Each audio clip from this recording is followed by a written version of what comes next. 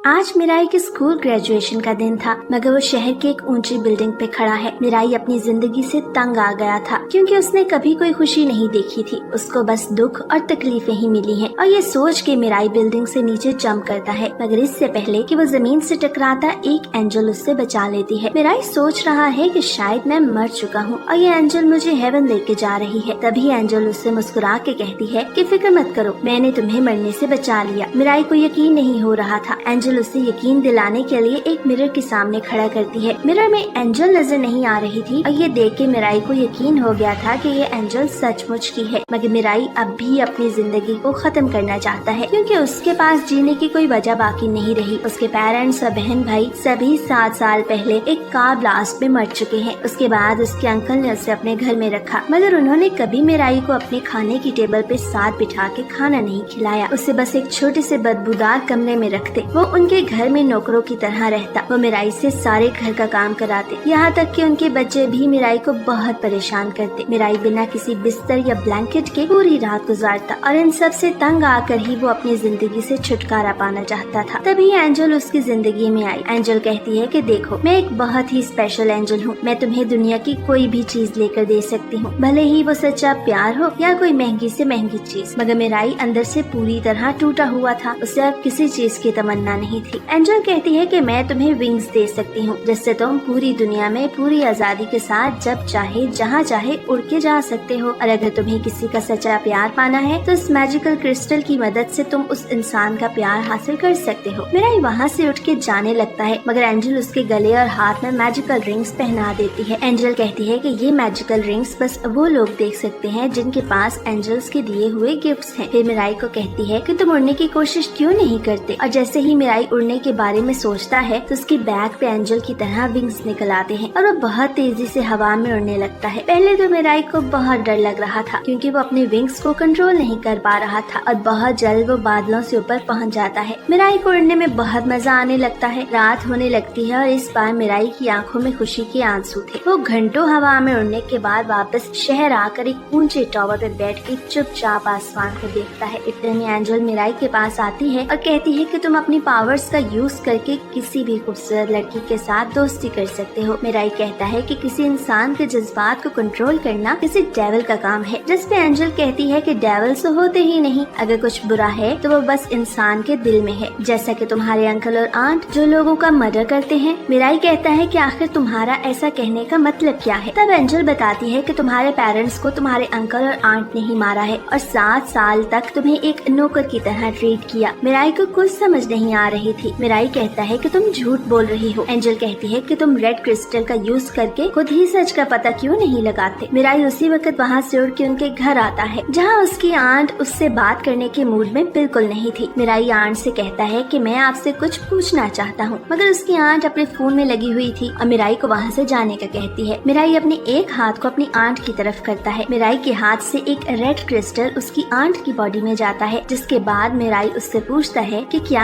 आप लोगों ने ही मेरी फैमिली को खत्म किया। उसकी आंट रोने लगती है और सारा इल्जाम अपने हस्बैंड पे डालती है। और उसी वक्त मिराई का अंकल भी वहाँ आता है और अपनी वाइफ को रोता हुआ पाता है, मगर वो सब सच बताने लगती है कि उसके हस्बैंड ने ही मिराई के पेरेंट्स की प्रॉपर्टी के लिए उन्हें खत्म किया। उसके बाद मिराई को वो दिन दिखाई देने लगता है जब उसके पेरेंट्स उसके छोटे भाई को स्कूल छोड़ने के लिए जाने वाले थे, मगर मिराई घर पे अपना स्कूल प्रोजेक्ट भूल गया था और उसे लेने वापस घर की तरफ जाता है। मगर जैसे ही उसके फादर कार को स्टार्ट करते हैं, कार वहीं ब्लास्ट हो जाती है। उसके बाद वो दोनों आपस में लड़ने लगते हैं और मिराई की आंट अपने हस्बैंड का मर्डर करने के बाद खुद को भी खत्म कर डालती है। एंजल कहती है कि रेड क्रिस्टल की एक खास बात है कि अगर किसी इंसान ने बुरा किया हो तो वो उससे उसकी सजा भी देता है। मिराई जमीन पे गिरता है और सोचता है कि इंसान कितनी आसानी से जिंदगी और मौत का फैसला करते हैं। उसे अपनी मॉम की बात याद आती है कि हर इंसान को अपनी जिंदगी में खुश रहने का एक गोल ढूंढना चाहिए और मैं चाहती हूँ कि तुम भी अपनी जिंदगी में बहुत खुश रहो। मिराई की आंखों से आंसू बहने लगते हैं कि मैं जिंदगी में ऐसा कुछ करना चाहता हूँ जिससे मैं खुश रह सकूं। एंजल कहती है कि तुम बिल्कुल ठीक कह रहे हो और इसमें मैं तुम्हारी हेल्प करूंगी। उसके बाद एंजल उसे अपना नाम बताती है और कहती है कि आज से मैं हर वक्त तुम्हारे साथ रहूंगी। कुछ दिन गुजर जाते हैं और मिराई एक होटल में ठहरा है। उसके पास होटल रूम के पैसे नहीं थे, तो उसने मैजिकल क्रिस्टल से स्टाफ को कंट्रोल करके रहने के लिए रूम हासिल किया। मिराई कहता है कि मैं अपनी पावर से बैंक भी लूट सकता हूँ, मगर मुझे इन सब से कोई खुशी नहीं मिल सकती। मुझे नॉर्मल तरीके से पैसे कमाने हैं। एंजल कहती है कि तुम अपने अंकल के बच्चों को मार के अपनी फैमिली की प्रॉपर्टी वापस ले सकते हो, मगर मिराई कहता है कि मैं किसी को तकलीफ नहीं देना चाहता। तभी एंजल उसे एक व्हाइट क्रिस्टल देती है जिससे वो किसी को भी बिना दर्द दिए मार सकता है। एंजल उसे समझाती है कि इतने लंबे समय तक अर्थ को प्रोटेक्ट करने के बाद गॉड बहुत वीक हो गया है और उसने 13 एंजल्स को टास्क दिया है कि ऐसा इंसान ढूंढ के लाओ जो गॉड के जाने के बाद न्यू गॉड बन के अर्थ को प्रोटेक्ट कर सके। उसके बाद मिराई टीवी पे एक आदमी को देखता है जिसके साथ एक एंजल था और उसने अपनी पावर का यूज करके 5 फेमस मॉडल्स को अपने प्यार में कंट्रोल किया हुआ है। एंजल समझाती है कि रेड क्रिस्टल का असर बस 30 दिन तक रहता है और क्रिस्टल एक इंसान पे बार बार यूज नहीं कर सकते। उसके बाद टीवी वाला बंदा दिखाई देता है जो अपनी गर्लफ्रेंड्स के साथ कहीं जा रहा था कि अचानक से एक आर्मर पहना एक आदमी उसकी कार में घुस के उसे व्हाइट क्रिस्टल से शूट करके मार देता है। वो उसका रेड क्रिस्टल लेके वहाँ से चला जाता है। उसके बाद उसका एंजल उसकी बॉडी ले जाता है और कहता है कि अच्छा हुआ तुम इन पावर्स के काबिल नहीं थे। अगले दिन मिराई को उसकी मौत की खबर मिलती है। इतने में एंजल वहाँ आती है और कहती है कि 13 इंसानों में से बस एक इंसान ही गॉड बनेगा और अब 12 गॉड कैंडिडेट्स रह गए हैं। एंजल कहती है कि तुम्हें खुशी क्यों नहीं हो रही, अगर तुम नंबर 1 पे आ गए तो तुम अर्थ के गॉड बन सकते हो। मगर मिराई खुश नहीं था क्योंकि उसे बाकी 11 इंसानों की फिक्र थी। उसके बाद शहर में कुछ लोग एक बैंक को लूट रहे थे। तभी वहाँ वही आर्मर पहना इंसान आता है। वो वहाँ पुलिस को अपने रेड क्रिस्टल से शूट करके उन सबको अपनी साइड करता है। वो कहता है कि मेरा नाम मेट्रोमैन है और मैं यहाँ सबको बचाने आया हूँ। उसके बाद वो बैंक रॉबर्स को पकड़ने बैंक की तरफ जाता है। तभी एक रॉबर उसे गन से शूट करने की कोशिश करता है, मगर ये आर्मर हीरो उसे भी अपने रेड क्रिस्टल से शूट करता है और वो रॉबर सरेंडर करने को तैयार हो जाता है। फिर अचानक से उसका साथी मेट्रोमैन को शूट करता है, मगर मेट्रोमैन के बजाय अपने ही साथी को मार देता है। मेट्रोमैन बहुत फास्ट था और बुलेट्स उसे छू भी नहीं पा रही थी। वो क्रिमिनल्स के पास पहुँच के उसे व्हाइट क्रिस्टल से उस क्रिमिनल का खात्मा करता है। मिराई और एंजल ये सब देख रहे थे। तभी एंजल कहती है कि शायद इसके साथ भी कोई स्पेशल रैंक की एंजल है। उसके बाद मेट्रोमैन मीडिया से कहता है कि यहाँ 12 खतरनाक क्रिमिनल्स हैं जो उसे मारना चाहते हैं, मगर मैंने उनमें से एक को खत्म कर दिया है। अब 11 बाकी रह चुके हैं और मैं उन्हें भी ढूंढ निकालूंगा। मिराई एंजल से कहता है कि इससे पहले मेट्रोमैन तुम्हें देखे तुम छुप जाओ। उसके बाद रात के वक्त मिराई एंजल से कहता है कि तुम मुझसे ये पावर्स वापस ले लो क्योंकि मैं बाकी गॉड कैंडिडेट्स की तरह मेट्रोमैन के हाथों मरना नहीं चाहता। एंजल कहती है कि अगर मैंने ऐसा किया तो इसी वक्त तुम्हारी मौत हो जाएगी और तुम तो अपनी जिंदगी हार चुके थे, तभी ये पावर्स तुम्हें मिली हैं क्योंकि गॉड का ऑर्डर था कि बस ऐसे ही 13 इंसानों को चुनो जिनका जिंदगी में जीने का कोई एम ना हो। उसके बाद वो बताती है कि टोटल 13 एंजल्स हैं जिन्होंने 13 इंसानों को सिलेक्ट करना है। 3 स्पेशल रैंक एंजल्स हैं, वो अपने कैंडिडेट्स को विंग्स के साथ साथ रेड और व्हाइट क्रिस्टल की पावर भी देते हैं। उसके बाद सेकंड रैंक एंजल अपने कैंडिडेट्स को विंग्स और रेड क्रिस्टल की पावर देती हैं और थर्ड रैंक एंजल्स सिर्फ विंग्स या रेड क्रिस्टल की पावर देती हैं, जिनमें से बस एक को चुनना होगा। अगले दिन मिराई स्कूल जाता है और जाते वक्त उसे एंजल ने कहा था कि तुम अपनी चाइल्डहुड फ्रेंड साकी पे रेड क्रिस्टल यूज करके उससे दोस्ती कर लो, मगर मिराई ऐसा करने से इनकार करता है। वो स्कूल के गेट में एंटर होके जब आसमान की तरफ देखता है तो बहुत ज्यादा डर जाता है क्योंकि वहाँ एक एंजल थी, मगर वो ऐसा जाहिर करता है कि उसने कुछ नहीं देखा। मगर एंजल वहाँ से गायब होके अचानक से मिराई के सामने आती है क्योंकि उसे पता चल गया था कि मिराई एक गॉड कैंडिडेट है क्योंकि वो एंजल को देख सकता है। एंजल मिराई को बताती है कि मेरा गॉड कैंडिडेट बिल्कुल तुम्हारे पीछे खड़ा है। जब मिराई पीछे मुड़ के देखता है तो अपनी चाइल्डहुड फ्रेंड साकी को देखता है। साकी उसे अपने रेड क्रिस्टल से शूट करती है, मगर मिराई तो पहले ही साकी से प्यार करता था। रेड क्रिस्टल की वजह से वो अपना लव साकी से कन्फेस करता है। साकी कहती है मेरे पेरेंट्स घर में मौजूद नहीं तो मेरे घर आओ। मिराई खुशी से उड़ता हुआ साकी के घर पहुंचता है जहां उसे बहुत देर वेट करना पड़ता है। साकी घर पहुंचने के बाद मिराई से पूछती है कि क्या तुम्हारे पास व्हाइट क्रिस्टल की पावर भी है। मिराई कहता है कि हाँ, मेरे पास व्हाइट क्रिस्टल पावर भी है। साकी की एंजल को फिक्र थी कि यही मेट्रोमैन है जो बाकी कैंडिडेट्स को मार के उनकी पावर्स ले रहा है। मिराई कहता है कि मैं मेट्रोमैन नहीं हूँ। साकी को मिराई पे यकीन था। साकी मिराई से उसे अपने साथ हवा में उड़ने की रिक्वेस्ट करती है क्योंकि साकी के पास उड़ने के लिए विंग्स नहीं थे। जिसके बाद दोनों हवा में उड़ने लगते हैं। मिराई कहता है कि अगर तुम्हें कोई मुश्किल है तो तुम मुझे बता सकती हो क्योंकि मैं हमेशा तुम्हारा साथ दूंगा। साकी मिराई की बातें सुन के रोने लगती है और मिराई के साथ होने पे उसका शुक्रिया अदा करती है। घर आने के बाद उन्हें खबर मिलती है कि मेट्रोमैन कल टीवी पे आने वाला है। साकी का एंजल कहता है कि अगर मेट्रोमैन यूं ही आजाद फिरता रहा तो वो जल्द साकी को भी मार देगा, मगर मिराई कहता है कि मैं ऐसा होने नहीं दूंगा। मैं मैं मेट्रोमैन को रोकूंगा, भले ही मेरी जान चली जाए। एंजल मिराई को बताती है कि अगर मेट्रोमैन ने तुम्हें मार दिया तो तुम्हारे विंग्स और क्रिस्टल साकी को मिल जाएंगे, और अगर तुमने मेट्रोमैन को मार दिया तब भी मेट्रोमैन की पावर साकी को मिलेंगी, क्योंकि साकी ने मिराई को अपने रेड क्रिस्टल से शूट किया है। मिराई कहता है मुझे कोई फर्क नहीं पड़ेगा मेरे विंग्स और क्रिस्टल अगर साकी को मिले, क्योंकि मैं हमेशा से साकी को अपनी फीलिंग्स बताना चाहता था। मैं मेट्रोमैन को कभी अपनी हैप्पीनेस को तबाह करने नहीं दूंगा। साकी भी मिराई से अपनी फीलिंग्स कन्फेस करती है। उसके बाद टीवी पे न्यूज आती है जिसमें मेट्रोमैन बाकी सभी 11 कैंडिडेट से दोस्ती करने के लिए उन्हें बेसबॉल स्टेडियम में इनवाइट करता है। मिराई को मेट्रोमैन की बातों में कुछ ठीक नहीं लग रहा था। अगले दिन वो दोनों आम लोगों की तरह बेसबॉल स्टेडियम जाते हैं तो मिराई को वहाँ कुछ एंजल्स नजर आते हैं। साकी उसे मना करती है कि अगर तुम यूं ही एंजल्स को देखते रहे तो उन्हें हम पे शक हो जाएगा कि हम भी गॉड कैंडिडेट्स हैं। स्टेडियम में बहुत से लोग मेट्रोमैन को देखने के लिए आए थे और ठीक 3 बजे मेट्रोमैन वहाँ आता है, मगर वहाँ 2 कैंडिडेट्स मेट्रोमैन को मारने आए हुए थे। वो मेट्रोमैन को रेड क्रिस्टल से शूट करने की कोशिश करते हैं ताकि सच का पता लगाया जा सके, मगर उनका अटैक काम नहीं करता क्योंकि वो मेट्रोमैन नहीं बस एक आम इंसान था जिसने मेट्रोमैन जैसा आर्मर पहना हुआ था। वो मेट्रोमैन को ढूंढते हैं मगर मेट्रोमैन वहाँ नहीं था। फिर उन दोनों की स्टोरी दिखाई जाती है। इनमें एक आदमी को कहीं भी जॉब नहीं मिल रही थी और दूसरे वाला 3 साल से एग्जाम में फेल हो रहा था, और ये दोनों ट्रेन के आगे सुसाइड करने ही वाले थे कि एंजल्स इन्हें बचा के इन्हें विंग्स और क्रिस्टल की पावर देते हैं। उसके बाद ये दोनों एक दूसरे से प्रॉमिस करते हैं कि हम लोगों की जिंदगी को बेहतर बनाने में उनकी हेल्प करेंगे। उसके बाद एक लड़की जो कि एक गॉड कैंडिडेट थी वो उन दोनों से कहती है मुझे हमेशा दूसरों ने बुली किया और मैं मेट्रोमैन के हाथों मरना नहीं चाहती, तो मुझे रेड क्रिस्टल से शूट करके मेरी पावर्स ले लो। मगर उनके शूट करने से पहले ही मेट्रोमैन उस लड़की को अपने रेड क्रिस्टल से शूट करके अपनी साइड पे कर लेता है और वहाँ से गायब होके वापस टीवी स्क्रीन पे आ गया था और कहता है कि मैं तुम दोनों की पावर्स लेने वापस आऊंगा। वो दोनों मेट्रोमैन को रोकने के लिए बाकी गॉड कैंडिडेट्स को अपने साथ टीम अप करने का कहते हैं। फिर वहाँ 2 गॉड कैंडिडेट्स उनके साथ टीम अप करने के लिए आते हैं। वो दोनों उन्हें अपने क्रिस्टल्स दिखाने का कहते हैं, मगर टीम अप वाले कैंडिडेट्स कहते हैं कि वो नहीं जानते क्रिस्टल क्या होता है। तभी स्क्रीन पे फिर से मेट्रोमैन कहता है कि रियल मेट्रोमैन तुम्हारे पीछे खड़ा है। तभी मेट्रोमैन उन पे पीछे से अटैक करके ब्लू कैंडिडेट को व्हाइट क्रिस्टल से शूट करके खत्म करता है, जबकि येलो कैंडिडेट की रेड क्रिस्टल से शूट करके अपना सर्वेंट बना लेता है। मेट्रोमैन बताता है कि पिंक और ग्रीन गॉड कैंडिडेट नहीं है, वो तो बस नॉर्मल ह्यूमन है जो उनका ध्यान भटकाने के लिए आए थे। अब मेट्रोमैन को ब्लू कैंडिडेट की पावर्स भी मिल चुकी थी। उसके बाद वो येलो कैंडिडेट को अपनी लाइफ खत्म करने का ऑर्डर देता है, मगर उसका ऑर्डर ना मानने पे वो उसको व्हाइट क्रिस्टल से शूट करना चाहता है। येलो अपनी जान बचा के भागना चाहता था, मगर उसका हाथ दूसरे कैंडिडेट के साथ बंधा हुआ था और व्हाइट क्रिस्टल से शूट होने की वजह से येलो कैंडिडेट की वहीं मौत हो जाती है। उसके बाद तीसरी कैंडिडेट की बारी थी। साकी और मिराई बहुत डरे हुए थे। मिराई सोच नहीं पा रहा था कि वो आखिर क्या करे, क्योंकि अगर मिराई ने उस लड़की की हेल्प करने की कोशिश की तो वो अपने साथ साथ साकी की जान भी खतरे में डाल देगा। उस वक्त उस लड़की की एंजल वहाँ आकर मेट्रोमैन को रोकने की कोशिश करती है और कहती है कि अगर कोई कैंडिडेट है तो आकर उस लड़की की मदद करे, क्योंकि उसके पास कोई क्रिस्टल नहीं है। साकी ये सब देख के चिल्लाने लगती है और तभी मिराई अपनी पावर्स को यूज करने का फैसला करता है।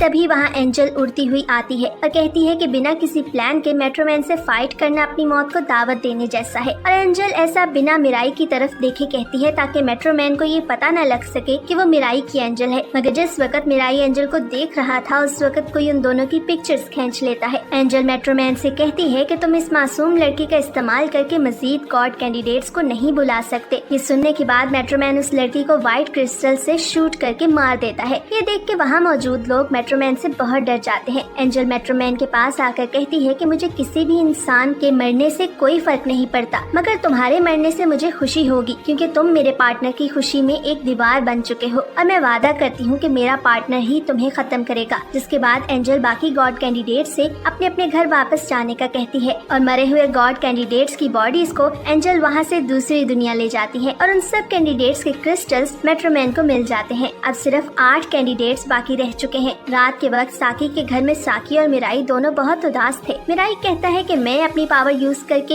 एक कैंडिडेट को भी नहीं बचा पाया, मगर मैं प्रॉमिस करता हूँ कि मैं मेट्रोमैन को जल्द एलिमिनेट करूंगा। जिस पे साकी कहती है कि मेट्रोमैन बहुत स्ट्रॉन्ग है, हमें उससे हराने के लिए बाकी कैंडिडेट्स को ढूंढ के उनकी हेल्प मांगनी होगी, क्योंकि हमारी तरह बाकी कैंडिडेट्स भी मेट्रोमैन से नफरत करते होंगे। मगर तभी वहाँ विंडो से एक आदमी की आवाज आती है और वो कहता है कि मेरे पास मेट्रोमैन को हराने का एक प्लान है। मिराई फौरन से अपना रेड क्रिस्टल उस आदमी की तरफ करता है, जिसपे वो आदमी कहता है कि अगर तुम्हें मेरी बात पे यकीन नहीं तो मुझे अपने रेड क्रिस्टल से शूट करके देख लो। मगर तभी मिराई की एंजल कहती है कि इसे शूट मत करना, क्योंकि यह आदमी सच बोल रहा है। जिसके बाद वो उसे घर के अंदर बुलाते हैं। इस आदमी का नाम मिनाटो है, जो कि गॉड कैंडिडेट था। मिनाटो कहता है कि मेरे पास जिंदा रहने के लिए ज्यादा वक्त नहीं है, क्योंकि मुझे कैंसर है और मैं बस 1 साल तक जिंदा रह पाऊंगा। मिनाटो कहता है कि जिस दिन मैं मरने वाला था उस दिन एक एंजल मेरे पास आई। मुझे लगा शायद ये मुझे अपने साथ ले जाने आई है, मगर एंजल मुझे अपने साथ ले जाने के बजाय मुझे गॉड कैंडिडेट बनने की ऑफर करती है। एंजल मिनाटो से कहती है कि मैं प्रॉमिस करती हूँ कि मैं तुम्हारी जिंदगी की सारी परेशानियाँ खत्म कर दूंगी और अगर तुम अर्थ गॉड बन जाओगे तो सारी दुनिया तुम्हारी मर्जी से चलेगी। जिसके बाद मिनाटो अपनी फैमिली फोटो की तरफ देख के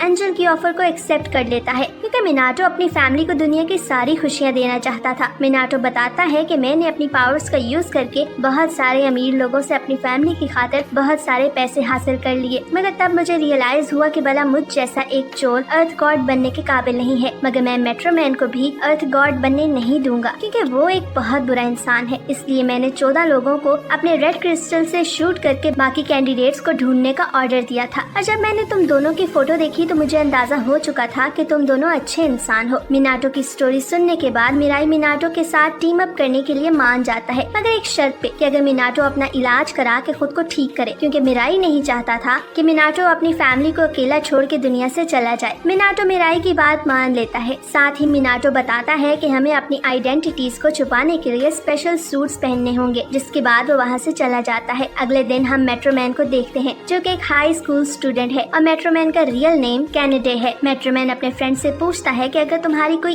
एक विश पूरी हो सके तो तुम क्या विश करोगे, जिसपे उसका दोस्त जवाब देता है कि मैं बहुत ज्यादा रिच बनना चाहता हूँ। जिसपे मेट्रोमैन पूछता है कि अगर तुम्हें पूरी दुनिया में कोई चेंज करना होता फिर तुम क्या करते, जिसपे वो कहता है कि फिर मैं विश करता कि दुनिया से सारी बदसूरत लड़कियां खत्म हो जाएं। मगर जब कैनेडे का दोस्त उससे सेम क्वेश्चन करता है तो कैनेडे कहता है कि मैं एक ऐसी पावर की विश करता जिससे मरे हुए इंसान को वापस लाया जा सके। जिसपे कैनेडे का दोस्त कहता है कि क्या तुम अपनी छोटी बहन की बात कर रहे हो, मगर कैनेडे बिना कुछ कहे वहाँ से चला जाता है। बाद में हम देखते हैं कि कैनेडे यानी मेट्रोमैन हाथों में फूल लिए अपने ओल्ड मैंशन की तरफ जा रहा है, जहाँ पे वो अपनी मरी हुई सिस्टर की फ्रीज की हुई बॉडी को देखता है और उसे हैप्पी बर्थडे विश करता है। और यहाँ हमें पता चलता है कि मेट्रोमैन असल में अपनी मरी हुई सिस्टर को फिर से जिंदा करने के लिए अर्थ गॉड बनना चाहता है। इसके बाद साकी, मिराई और मिनाटो टीवी पर देखते हैं कि एक लड़की जिसने बहुत सारी लड़कियों का मर्डर किया है वो जेल से भाग चुकी है। मिनाटो अपने एंजल से पूछता है कि क्या कोई गॉड कैंडिडेट अपने क्रिस्टल्स किसी आम इंसान को दे सकता है। एंजल उन्हें बताता है कि हाँ ऐसा हो सकता है, लेकिन इसकी कुछ शर्त है। गॉड कैंडिडेट अपने क्रिस्टल्स से शूट करके 33 दिन के लिए किसी भी ह्यूमन को अपने क्रिस्टल्स दे सकता है, जब तक उस पर क्रिस्टल्स का असर है। तब मिनाटो एक प्लान बनाता है और साकी और मिराई को आइडिया देता है कि हमें इस लड़की को मार देना चाहिए, वरना वो ऐसे ही पूरी दुनिया में मर्डर करती रहेगी। मिराई कंफ्यूज होता है कि हम कैसे किसी पर व्हाइट एरो शूट करके उसकी जान ले सकते हैं, किसी को मारना गलत बात है। मिनाटो से समझाता है कि हम सिर्फ सेल्फ डिफेंस के लिए करना चाहते हैं। तब मिराई कहता है कि मैं बुली करने के बजाय बुली होना पसंद करूंगा और किसी को मारने के बजाय खुद मरना पसंद करूंगा। तब मिनाटो से समझाता है कि जरा सोचो, अगर मेट्रोमैन साकी को व्हाइट एरो से शूट करने वाला हो तो क्या तुम उस वक्त उसे शूट नहीं करोगे साकी को बचाने के लिए। मिराई सोचता है, लेकिन जब उसे एहसास होता है कि वो अपना व्हाइट एरो शूट नहीं कर सकता तो चीखते हुए जमीन पर गिर जाता है, क्योंकि वो साकी को भी मरने नहीं दे सकता। दूसरी तरफ मेट्रोमैन की एंजल उसे कहती है कि अगर तुम्हारा ये ट्रैप काम ना आया तो क्या होगा, अगर कोई भी गॉड कैंडिडेट इस लड़की को मारने ना आया तो तुम क्या करोगे। तो मेट्रोमैन कहता है कि तब भी कोई बात नहीं, क्योंकि वो लड़की मेरे दोस्त की विश पूरी कर रही है और इस दुनिया से सारी अगली लड़कियों को खत्म कर रही है। उसी दिन न्यूज में साकी, मिराई और मिनाटो एक और लड़की का मर्डर देखते हैं। तब मिनाटो उस टावर पर जाने के लिए रेडी होता है और एक एक गन साकी और मिराई को देता है, जिसे लेने से साकी और मिराई मना कर देते हैं। जिसके बाद वो दोनों अपने सूट पहनते हैं जो कि मिनाटो ने रेडी किए थे। मिनाटो उन्हें अपना प्लान बताता है कि सबसे पहले मैं इस एक गर्ल के पास जाऊंगा और जब मेट्रोमैन मुझे मारने के लिए आएगा तो साकी तुम अपने रेड क्रिस्टल से शूट कर देना। मिनाटो मिराई से कहता है कि अगर तुम्हें मौका मिला तो तुम अपना व्हाइट एरो शूट कर देना। लेकिन मिराई कहता है कि मैंने तो आज तक किसी कॉकरोच को भी नहीं मारा, मैं व्हाइट एरो शूट नहीं कर सकता। मिनाटो कहता है कि तुम्हें ये करना होगा वरना मेट्रोमैन गॉड बन जाएगा और पूरी दुनिया को बर्बाद कर देगा। प्लान के मुताबिक मिनाटो टावर पर जाता है और मिराई छुप कर उसे देखता है। मिनाटो एक गर्ल से बात करता है और उससे मेट्रोमैन के बारे में पूछता है, लेकिन तभी मेट्रोमैन अपने घर में बैठे हुए रिमोट का एक बटन दबाता है और टावर ब्लास्ट हो जाता है।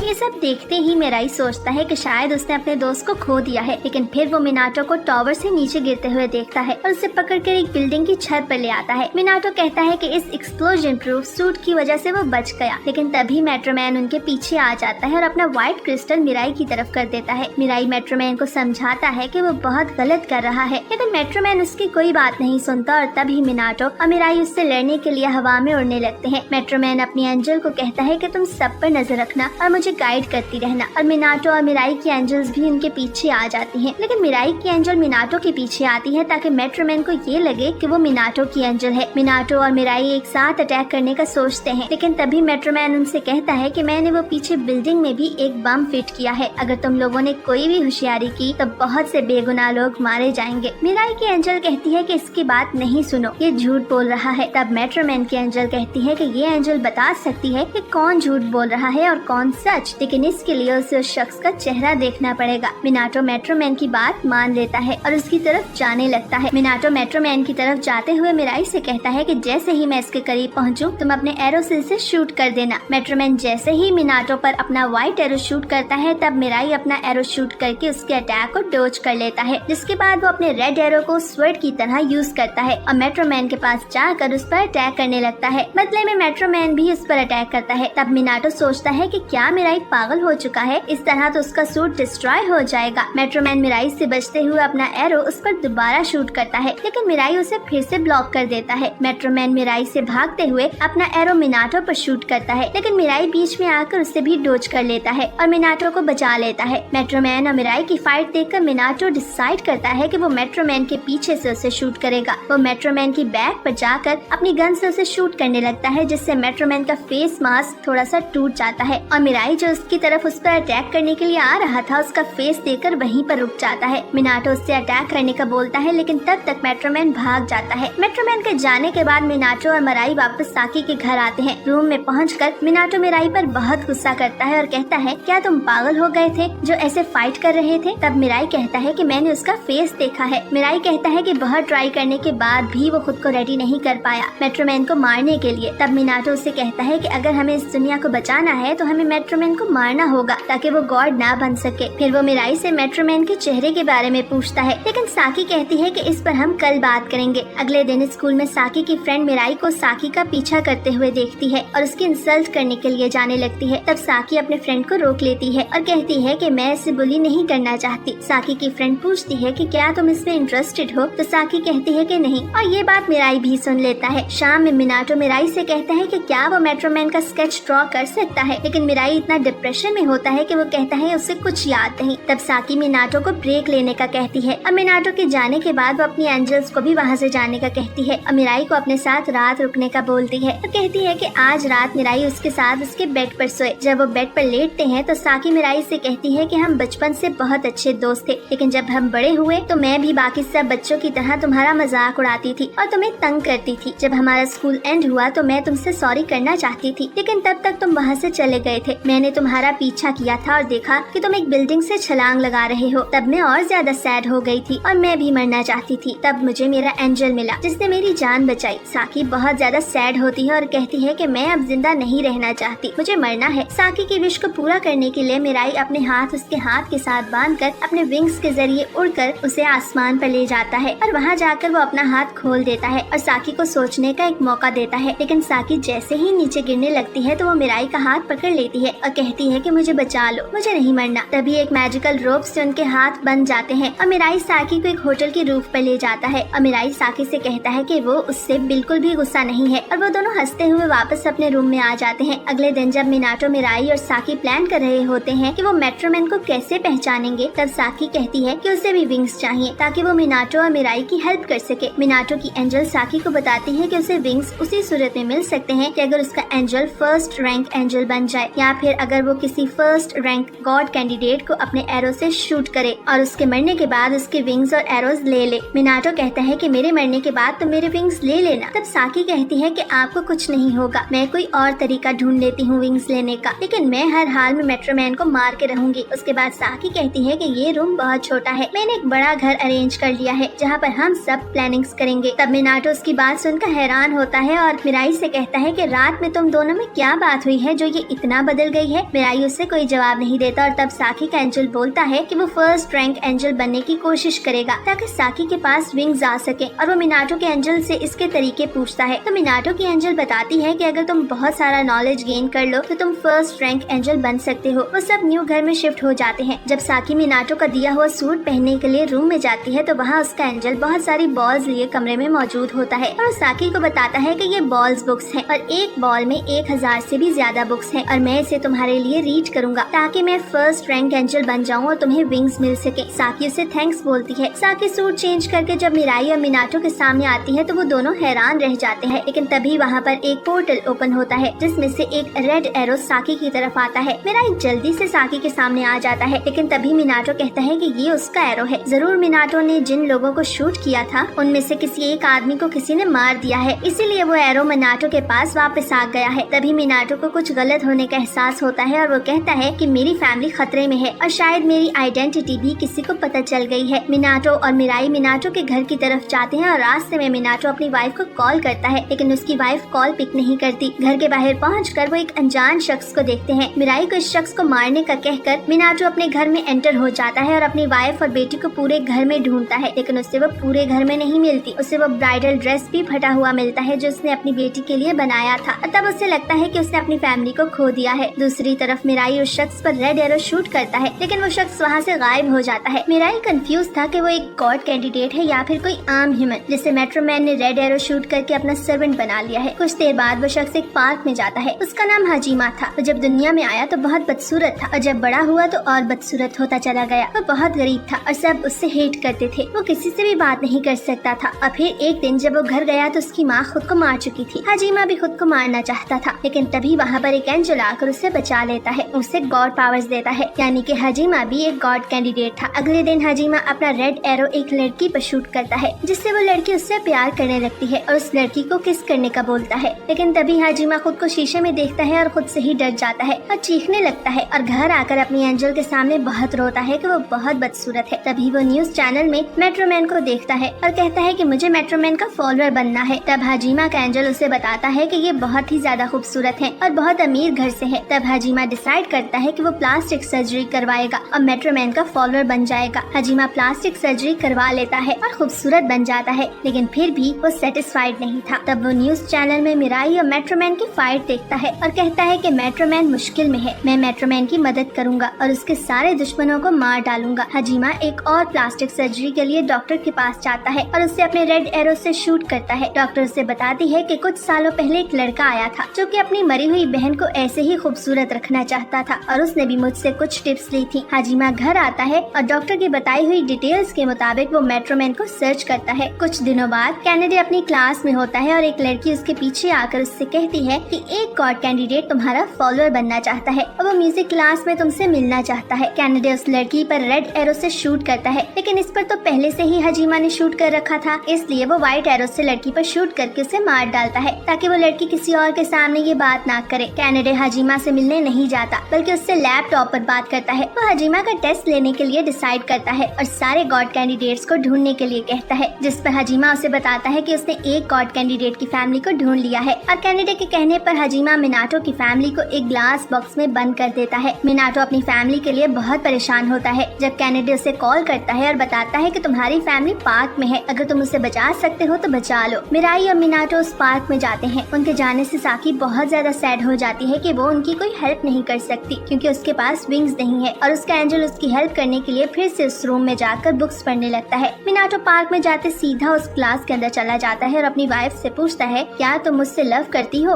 तो उसकी वाइफ कहती है कि हाँ, मैं तुमसे लव करती हूँ। जिस पर हाजिमा, जो कि बहुत खुश था कि उसने एक गॉड कैंडिडेट को पकड़ लिया है, वो हैरान हो जाता है कि लव क्या है। मिराई हाजिमा को व्हाइट एरो दिखाकर उसे वार्न करता है और कहता है कि वो मिनाटो और इसकी फैमिली को छोड़ दे, लेकिन हाजिमा वहाँ से भाग जाता है। मिनाटो ग्लास को अपनी गन से शूट करता है, लेकिन वो ग्लास नहीं टूटता। हजीमा मिराई के पीछे आता है अपनी एंजल के साथ, जिससे मिराई को पता चलता है कि वो एक गॉड कैंडिडेट है। और मिराई की दूसरी तरफ मेट्रोमैन भी आ जाता है। मेट्रोमैन अपने व्हाइट एरो से मिनाटो को शूट करने वाला होता है, जब मिराई भी इस ग्लास के अंदर चला जाता है और मिनाटो से कहता है कि तुम अपनी वाइफ को उठाओ और मैं तुम्हारी बेटी को उठाता हूँ। जिसके बाद वो ग्लास के अंदर ही फ्लाई करना स्टार्ट कर देते हैं ताकि वो उन सबको प्रोटेक्ट कर सके। मेट्रोमैन हजीमा से कहता है कि तुम इन पर नजर रखना। तब हजीमा कहता है कि मिराई ने अपनी जान मिनाटो की फैमिली के लिए क्यों रिस्क में डाली। तब मेट्रोमैन कहता है क्योंकि वो एक दूसरे से प्यार करते हैं। तब हजीमा चिल्लाने लगता है कि आखिर ये प्यार है क्या। मिराई उस बॉक्स से निकलने का प्लान सोचता है और फिर कहता है कि मेरे पास एक प्लान है, और फिर वो बहुत ही तेज लाइट रिलीज करते हैं। जिसके बाद हजीमा को बॉक्स में कोई भी नजर नहीं आता और उसे लगता है कि वो एस्केप कर गए हैं। मेट्रोमैन हजीमा से कहता है कि ये उनका प्लान है, तुम फिक्र मत करो, वो अंदर ही हैं। सुबह से शाम हो जाती है और हजीमा को लगता है कि वो एस्केप कर गए हैं, लेकिन मेट्रोमैन कहता है कि नहीं, वो बॉक्स के अंदर है, ये उनका प्लान है। जब अगले दिन तक हजीमा को कोई एंजल आसपास नजर नहीं आता और बॉक्स में भी कोई नजर नहीं आता, तो हजीमा को लगता है कि वो एस्केप कर गए हैं। मिराई और मिनाटो के एंजल्स भी टॉवर के पीछे छुपकर सब देख रहे होते हैं और कहते हैं कि होप सो इनका प्लान सक्सेसफुल हो जाए। दूसरी तरफ साकी का एंजल अभी तक बुक्स रीड कर रहा होता है। तभी ये एक बॉल उसके हाथ से छूटकर बाहर की तरफ जाती है, जिसे पकड़ने के लिए वो पीछे जाता है और वो साकी को देखता है जो बहुत सैड थी। वो साकी से बात करता है तो साकी कहती है कि मुझे बहुत बुरा फील हो रहा है कि मैं उनकी हेल्प नहीं कर सकती, और वो साकी को देखकर रोने लगता है कि वो किसी काम का नहीं है। अगर वो फर्स्ट रैंक एंजल होता तो वो साकी की हेल्प कर सकता। तब वो खुद हैरान होता है कि एंजल्स तो नहीं रोते, तो फिर उसके आंसू कैसे आ गए। तभी उससे गॉड की आवाज आती है कि तुमने एक इंसान के लिए आंसू बहाए हैं और अब से तुम एंजल ऑफ इमोशन हो और तुम फर्स्ट रैंक एंजल बन गए हो। साकी का एंजल बहुत खुश होता है और विंग साकी को देता है, जिसके बाद साकी भी फौरन अपना सूट पहनकर उड़कर उस पार्क में चली जाती है। मिनाटो की एंजल साकी से कहती है कि तुम मिराई और मिनाटो की हेल्प कर सकती हो। साकी छुपकर हजीमा पर रेड एरो शूट करती है, जिससे हजीमा को साकी से प्यार हो जाता है। हजीमा वियर्ड बिहेव करने लगता है, जिसे देखकर मेट्रोमैन उससे पूछता है कि तुम ऐसे क्यों बिहेव कर रहे हो, जिस पर साकी हजीमा को चुप रहने को कहती है और हजीमा मेट्रोमैन से कहता है कि मुझे वॉशरूम जाना है। वो साकी के पास आ जाता है। साकी हजीमा से कहती है कि तुम प्लीज मेरे फ्रेंड्स को बचा लो और उस बॉक्स से निकाल लो। साकी की बात सुनकर हजीमा अपनी तलवार निकालता है और उस बॉक्स पर आकर वो अपनी तलवार से उस बॉक्स पर कुछ स्टैब करता है। उसे ऐसा करता देख के मेट्रोमैन उससे पूछता है कि ये तुम क्या कर रहे हो, क्या तुम पागल हो गए हो। तो वो कहता है कि मुझे प्यार हो गया है और अब मुझे समझ आया कि प्यार क्या चीज होती है। वो बार बार अपनी तलवार से उस बॉक्स को स्टैब करता है और लास्ट में वो आखिरी स्टैब करता है, जिससे वो तलवार उस बॉक्स के अंदर चली जाती है और मेट्रोमैन फौरन पार्क में जाने के लिए निकलता है ताकि वो हजीमा को रोक सके। मेट्रोमैन अपने साथ अपने 3 स्लेव्स को भी लेकर जाता है, जिनको उसने रेड एरो से शूट किया था। और दूसरी तरफ मिराई को एहसास होता है कि ग्लास टूट चुका है। मिनाटो अपनी गन से उस जगह पर शूट करता है और ग्लास टूट जाता है, जिससे वो दोनों बाहर आ जाते हैं ताकि मिनाटो की वाइफ और बेटी को अपने सेफ हाउस में ले जाती है। और मिनाटो की वाइफ के पूछने पर उसको बताती है कि वो इविल से लड़ने जा रहे हैं ताकि दुनिया को बचा सके। जिसके बाद फाइट के लिए वो वापस आ जाती है। मेट्रोमैन को सबसे ज्यादा मिराई से खतरा था, क्योंकि मिराई के पास व्हाइट एरो था और तभी फाइट स्टार्ट करने से पहले मिनाटो, साकी और मिराई एक दूसरे पर रेड एरो शूट करते हैं ताकि मेट्रोमैन उन पर रेड एरो शूट ना कर सके। तब मेट्रोमैन कहता है कि वो सबसे लास्ट में लड़ेगा। सबसे पहले वो अपनी फॉलोअर्स को आगे भेजेगा और अपनी एक फॉलोअर को फाइट करने के लिए वो आगे भेजता है, जिसको उसने रेड एरो से शूट किया था। उस शख्स से लड़ने के लिए हजीमा आगे आता है और कहता है कि इसको मैं सबक सिखाऊंगा, लेकिन वो शख्स उस पर गन शूट करना स्टार्ट कर देता है। हजीमा उन बुलेट से बचकर तेजी से उसके करीब जाता है और अपनी स्वर्ड से उस पर अटैक करने ही वाला होता है कि वो ऊपर आसमान में उड़ जाता है। तब मिनाटो और मिराई उसके दोनों विंग्स को पकड़ लेते हैं, जिसके बाद हजीमा आकर उसके शोल्डर पर अपनी स्वर्ड से स्टेप करता है, जिससे वो आदमी घायल होकर नीचे जमीन पर गिर जाता है और उसका बाजू कट जाता है। जिस पर हजीमा उसे कहता है कि तुम्हारे पास वक्त है, अगर तुम अभी हॉस्पिटल चले जाओ तो तुम्हारा इलाज किया जा सकता है। जिस पर वो आदमी फौरन भाग जाता है। उसके बाद मेट्रोमैन की तरफ से एक लड़की सामने आती है और वो लड़की फार्मास्यूटिकल कंपनी में जॉब करती थी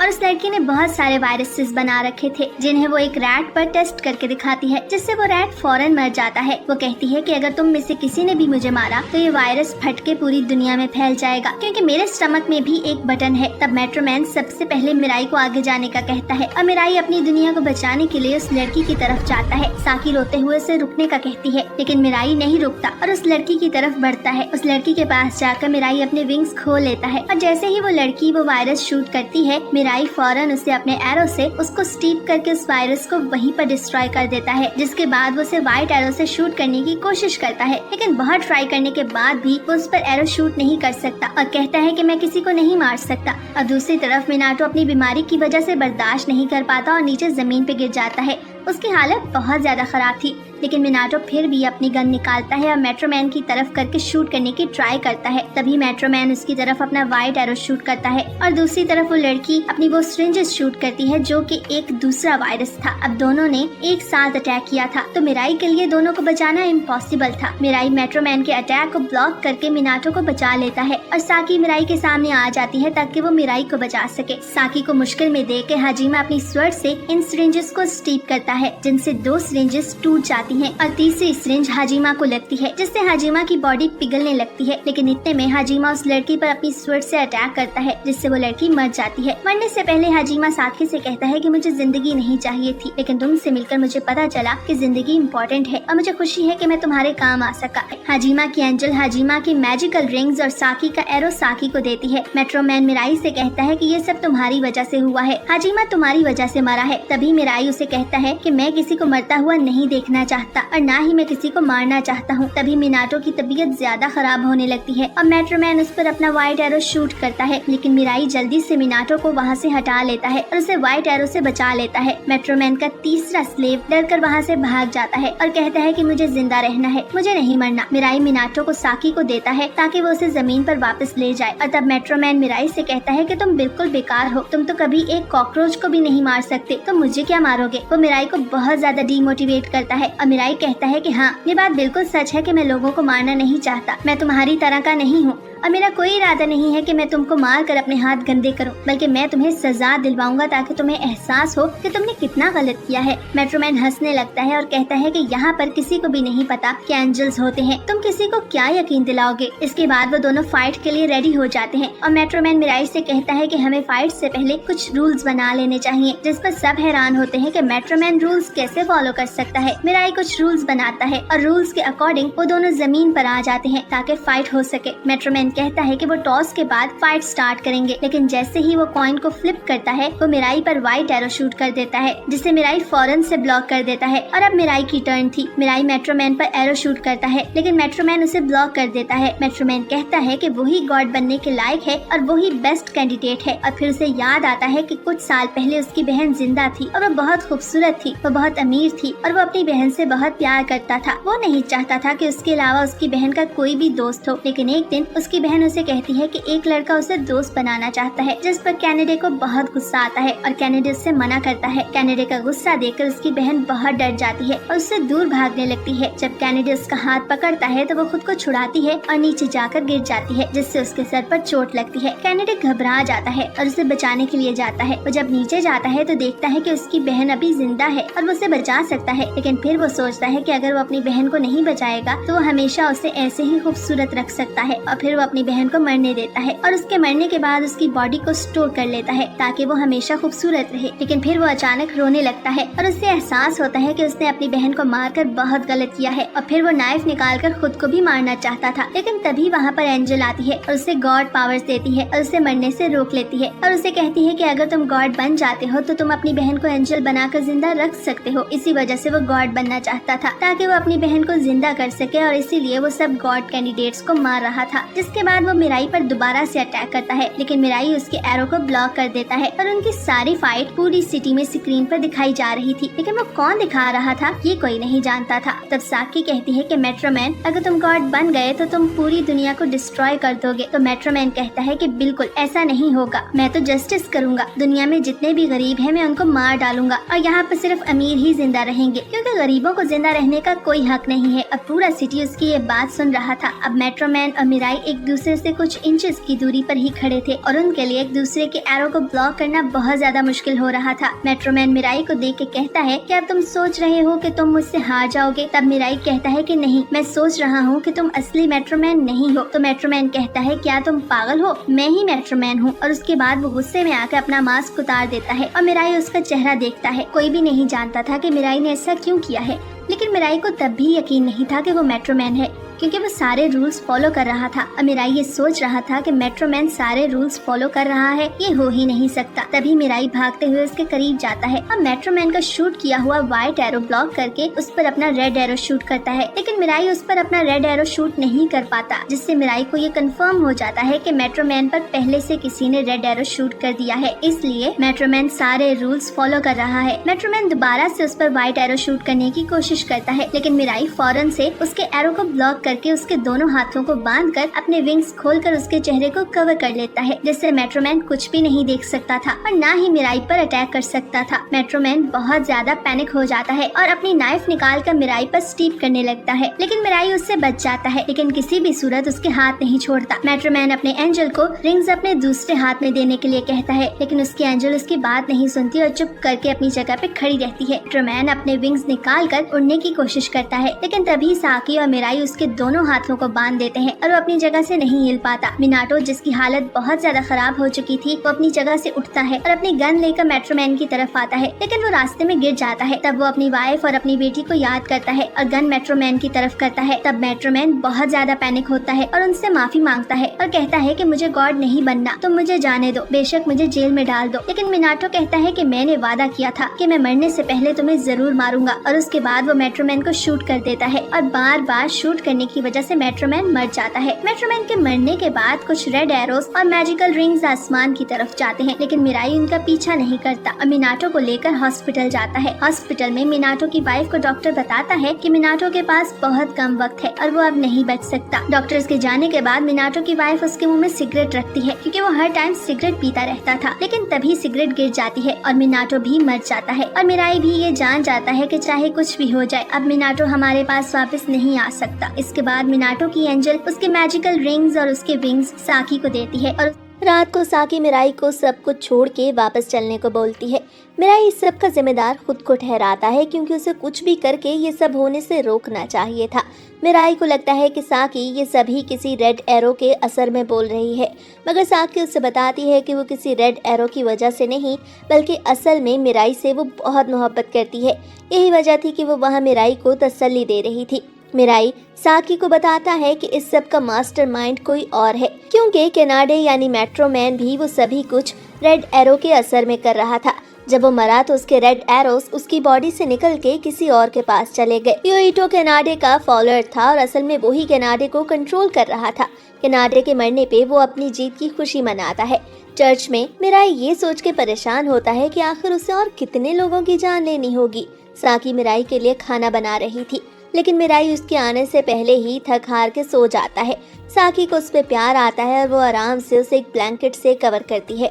अगली सुबह साकी मिराई को खाने की टेबल पे बुलाती है। मिराई उसे बताता है कि ये उसकी जिंदगी का सबसे अच्छा खाना है। एंजल्स की सीक्रेट मीटिंग में एंजल्स ये सोच रहे थे कि नेक्स्ट गॉड कैंडिडेट कौन होगा। उन्हें पता चलता है कि अच्छे गॉड कैंडिडेट्स खत्म हो रहे हैं।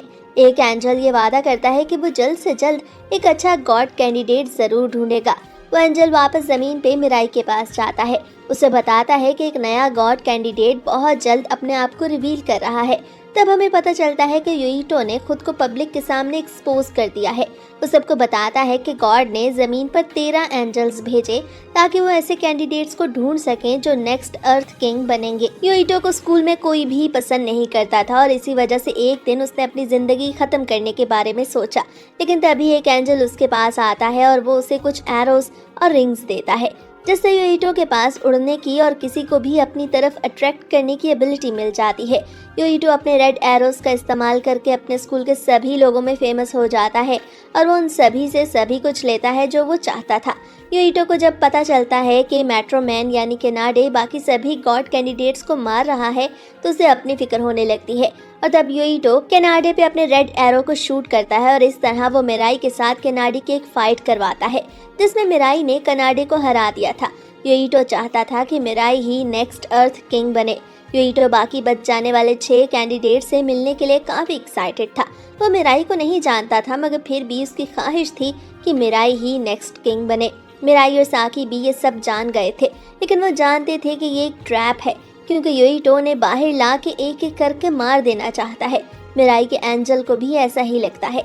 इधर योइटो को पकड़ने कुछ पुलिस ऑफिसर्स आते हैं जो उस पे एक ट्रैप फेंकते हैं।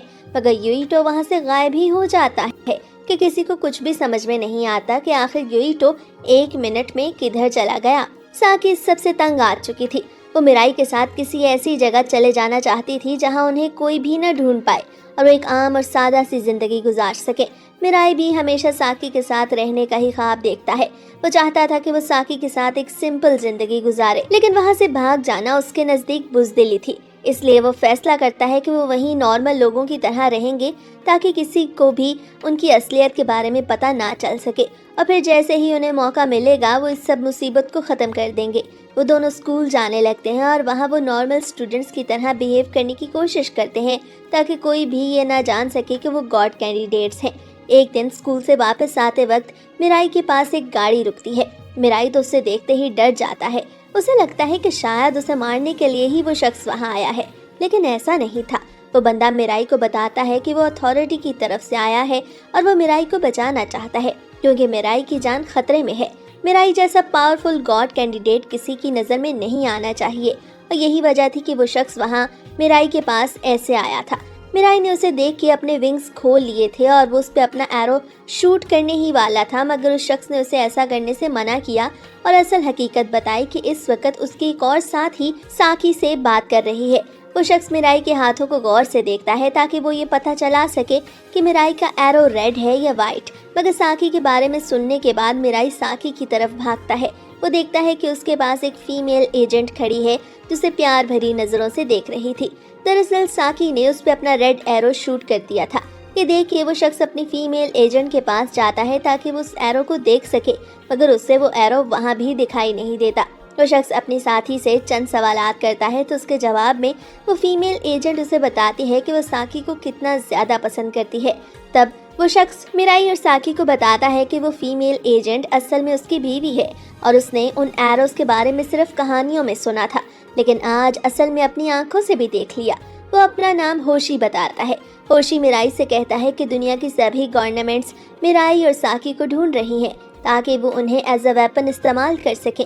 वो सभी अपना मतलब निकालना चाहते हैं, मगर ये सब सुनने के बाद मिराई और साकी दोनों ही अपने विंग्स खोल लेते हैं ताकि वहाँ से भाग सकें, जिस पर होशी उनकी मिन्नत करता है और उन्हें रुकने को बोलता है क्योंकि वो वाकई में उन दोनों को बचाना चाहता था। ये सुन के मिराई और साकी उनके साथ जाने पे मान जाते हैं।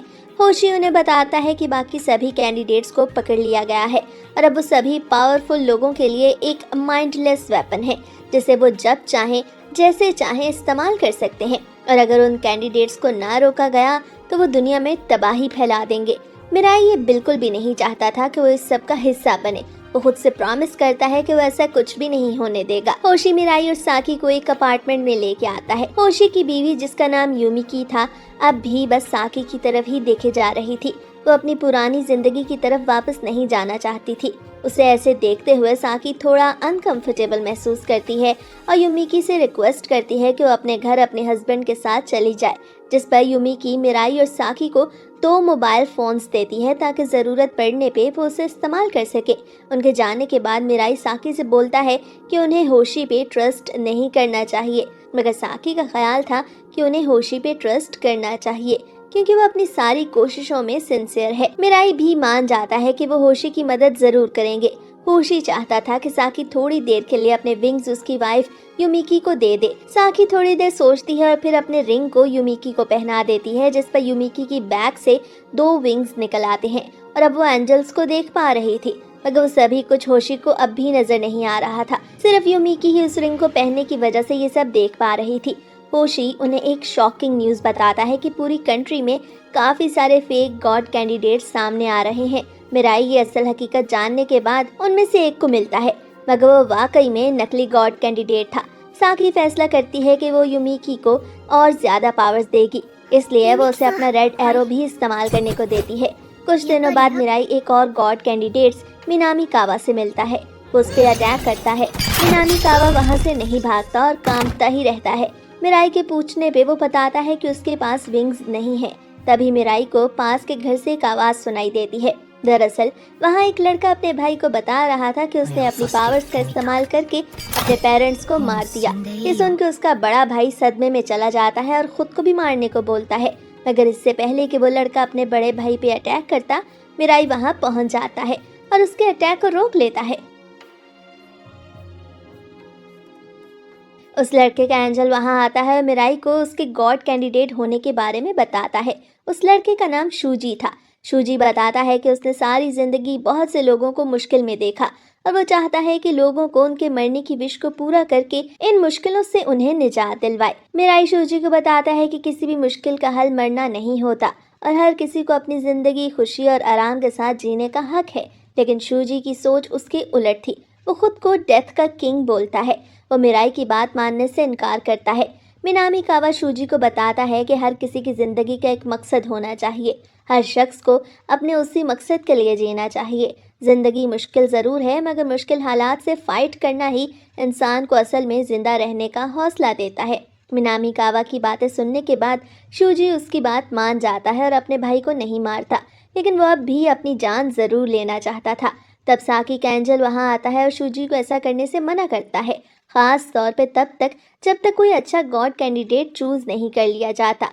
शूजी ये सब सुन के किसी हद तक उनकी बात मान जाता है, उनके ग्रुप में शामिल हो जाता है। मिराई और साकी शूजी और उसके भाई को अपने अपार्टमेंट में ले जाते हैं, जहां वो उन दोनों को होशी और उसकी बीवी से मिलवाते हैं। लेकिन शूजी को वहां बहुत अजीब महसूस होता है और वो एक कोने में जाके बैठ जाता है। वो किसी से बात नहीं करता। मिराई और साकी लोगों के सामने आने का फैसला करते हैं। वो लोगों को बताते हैं कि गॉड कैंडिडेट्स किसी को नुकसान पहुंचाने नहीं आए, उनका मकसद सबको सेफ रखना है। लोग उन दोनों को देख के काफी हैरान थे, क्योंकि वो दोनों हवा में उड़ते हुए लोगों से बातें कर रहे थे।